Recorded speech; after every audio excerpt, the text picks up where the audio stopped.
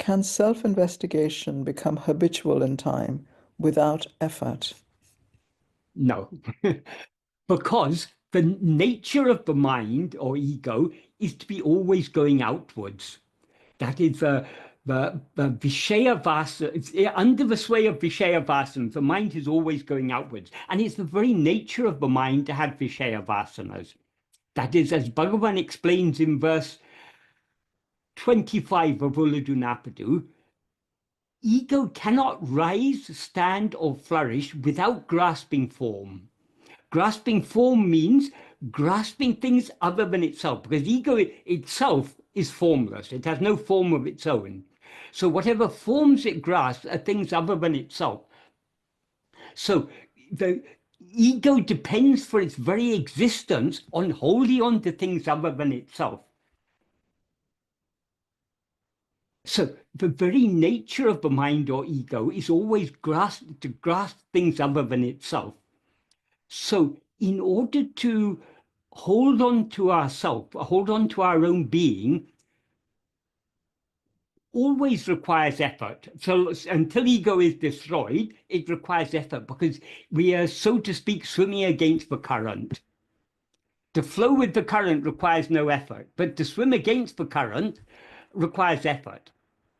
So the natural flow of the mind, in Tamil, Bhagavan talks about manapoku. That means the direction of flow or the going of the mind. So the manapoku is always going outwards. We have to turn that back towards ourselves. That requires effort. It will always require effort up to the end. Until ego it becomes effortless only when the one who needs to make the effort has ceased to exist. That is ego. Of course, effortless self-awareness, that is our real nature. But so long as we rise as ego, it's necessary for us to make effort to hold on to our real nature, which is that pure Satchit. Of course, the more we practice, the more our love to attend to ourselves will increase. That is, the more we practice, the more the Sattvasana becomes strong. Sattvasana is the inclination or love to hold on to our being, that increases. And the Vishaya Vasanas decrease. But though the love increases, the more love we have to attend to ourselves, the more the Vishaya Vasanas will rise in rebellion, so to speak. If you, an analogy that is sometimes given, if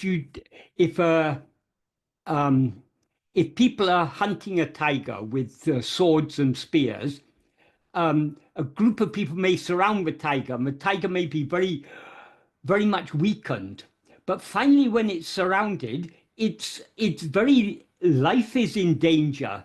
So though it's very much weakened by all the wounds from all the spears and swords, it fights back more ferociously than ever, in spite of its weakened state. Likewise with the ego or mind, the closer we come to surrendering ourselves completely, in other words, the closer we come to subsiding within, the more fierce the resistance.